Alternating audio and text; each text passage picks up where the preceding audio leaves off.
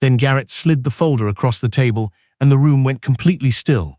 Hadley Sinclair, 37 years old, sat at the head of the conference table inside the 42nd floor of the Meridian Tower and watched her husband push a manila folder toward the woman sitting next to him. The woman was 26. Her name was Jade. She was wearing a blouse that Hadley recognized because she had approved the fabric sample herself 6 months ago when the spring collection was still in development. The blouse was from Sinclair & Co.'s private label line. It had not yet been released to the public. Hadley did not move. She did not speak. She picked up her coffee cup, took one slow sip, and set it down without making a sound. Garrett, 39 years old, and 3 years into his role as regional director of a commercial real estate firm his father had handed him, did not look up.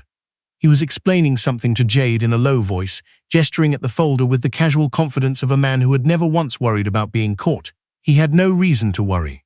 As far as Garrett knew, his wife was in Atlanta.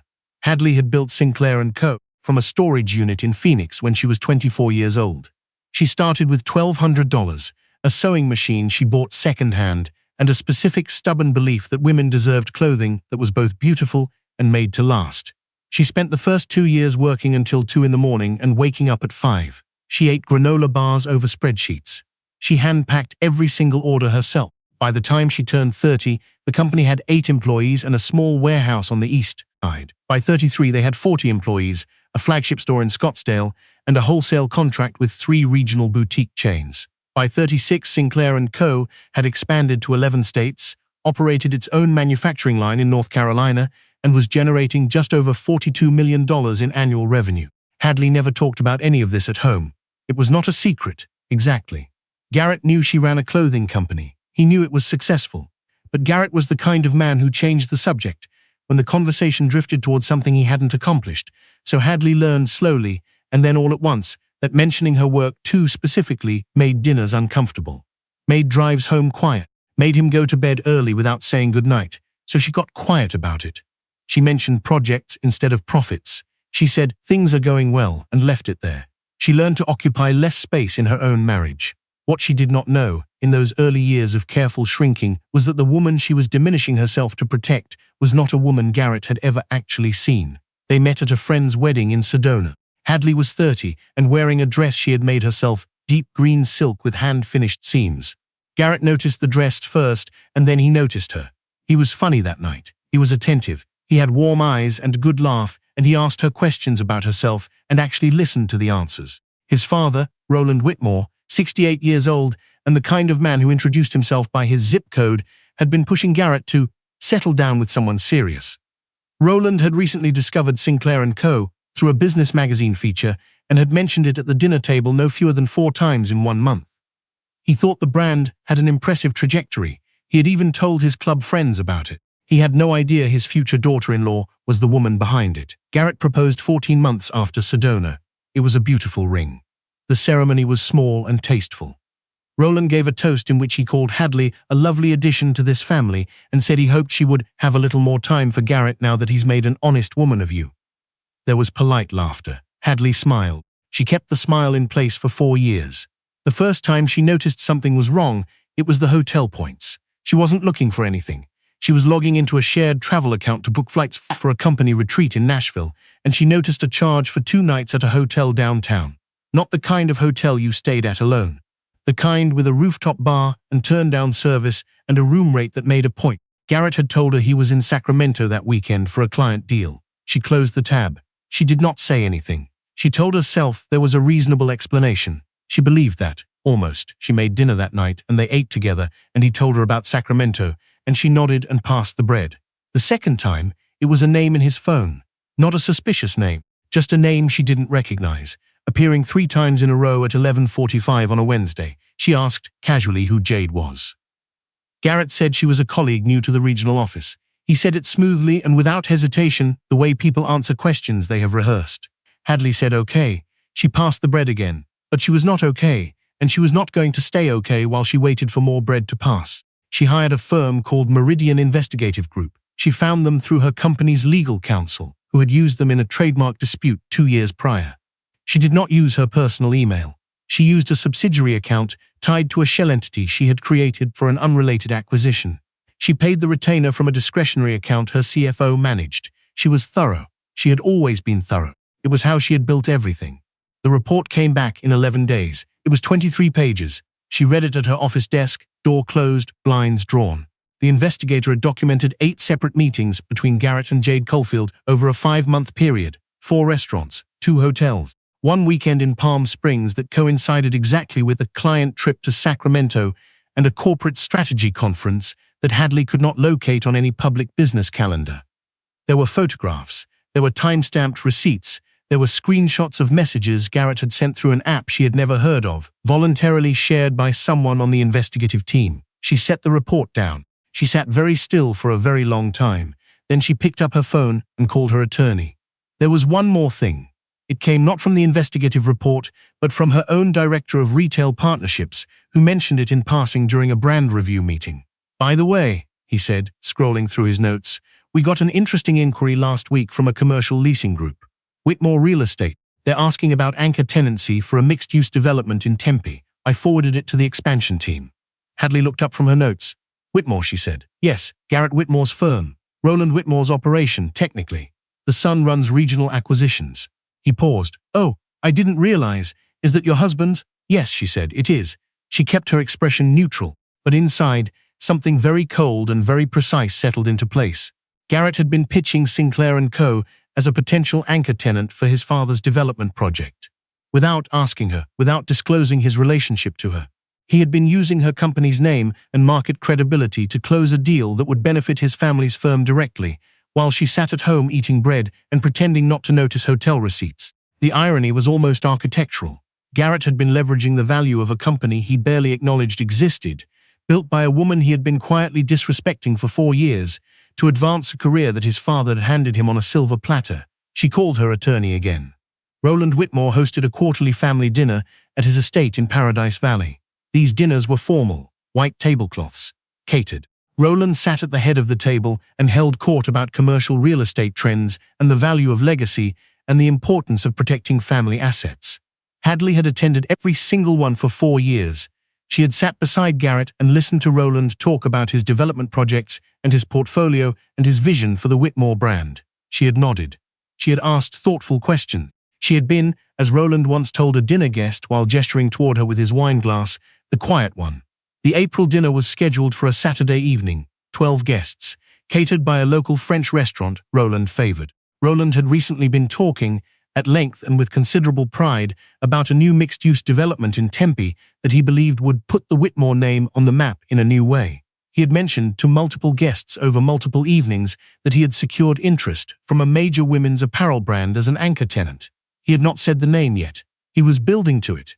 He was enjoying the anticipation. Hadley arrived in a charcoal blazer and her good earrings. She had been in Atlanta technically for a sourcing meeting. She had wrapped it early. She had not told Garrett. She sat down, unfolded her napkin, and waited for Roland to begin. He started with the usual market updates, interest rates.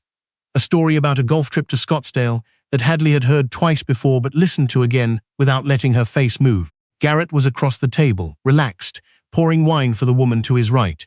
He had not expected Hadley home until Sunday. He smiled when he saw her. It was a fast smile, the kind that lives in the muscles before it reaches the eyes. After the main course, Roland stood. He did this when he was about to announce something. He liked the room's full attention. "I want to share something I'm genuinely proud of," Roland said. "The Tempe development has secured its anchor tenant, and I think everyone here will recognize the name." He paused. He was theatrical about these moments. "Sinclair & Co." There was a murmur around the table. "Appreciative." Someone said that was impressive. Roland nodded. "It's a remarkable brand. 42 million in annual revenue. 11-state footprint. They've got a manufacturing operation in North Carolina and one of the sharpest retail strategies I've seen in the independent apparel space. Whoever built that company is a serious businesswoman." He reached for his wine glass. He was smiling. Hadley set down her fork very slowly. "That is impressive," she said. The table turned toward her. Roland looked at her with the slightly indulgent expression he reserved for moments when she said something that surprised him.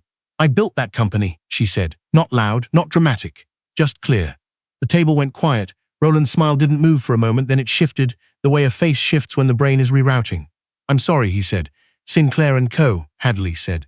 "I founded it in Phoenix 13 years ago. I own it. I run it. I've been the CEO since before Garrett and I were married." She looked at Roland.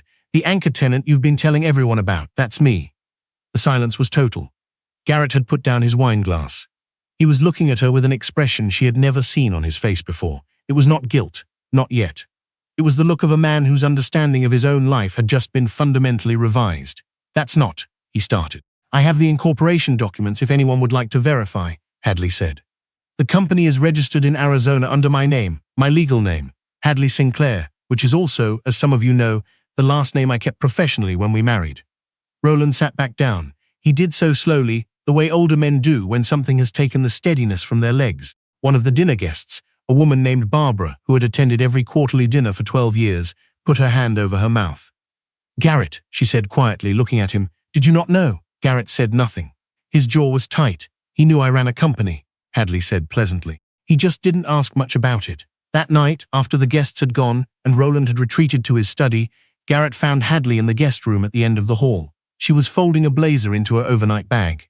"You could have told me," he said. She looked at him. "I tried," she said. "In the beginning I tried. You got quiet every time I brought up the company. You went to bed early. You changed the subject. So I stopped. And then you stopped asking. And here we are." "That's not fair." "No," she agreed.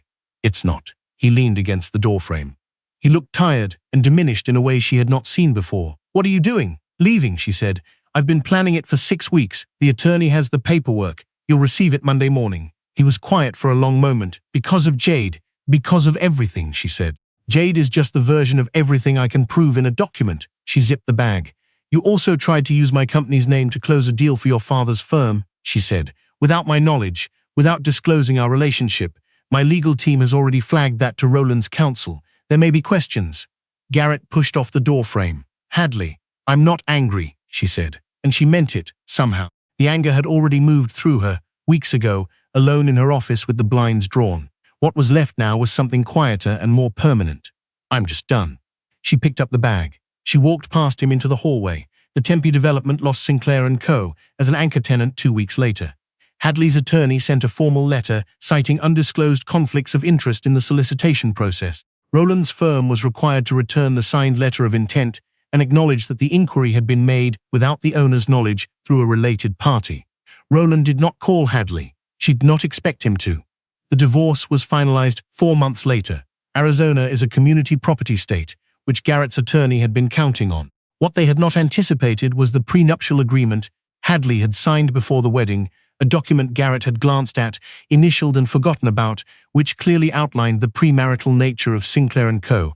and excluded it entirely from any joint claims. She had not mentioned the prenuptial agreement over dinner. It hadn't seemed necessary at the time. There is a certain kind of man who mistakes a woman's quiet for smallness. He sees her arrive at his family dinners in her good earrings. He sees her nod at the right moments and ask the right questions and never take up too much space. He watches her pass the bread and assume the posture of a woman who needs things handled for her. And because she does not correct him, because she has learned that correcting him makes the drives home silent, he concludes that she is decorative, supportive, manageable. He does not ask what she does when she leaves the dinner table. He does not ask how the company she runs found its way into his father's development pitch, or why the woman who approved that fabric sample came to work wearing something from a line that hadn't been released yet. He does not ask, because asking would require him to be curious about someone other than himself, and that kind of curiosity is a muscle he has never trained. The woman he married built something from nothing. She did it while he was still learning how to run an office someone else had built for him.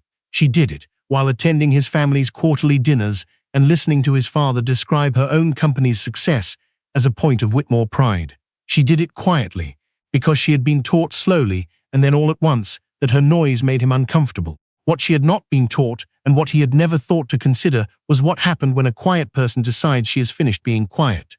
Hadley Sinclair opened Sinclair & Co.'s 14th store location in Denver the following October. She stood at the ribbon cutting in a deep green dress, silk hand-finished seams, the same cut she'd worn in Sedona a lifetime ago.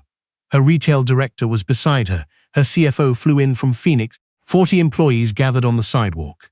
A reporter from a regional business outlet asked her what the expansion meant to her personally. She thought about it for a moment. "It means the company keeps going," she said. "That's always been the point." She smiled, and it was a real one, the kind that doesn't need to be held in place. The ribbon came down. The doors opened. People walked in.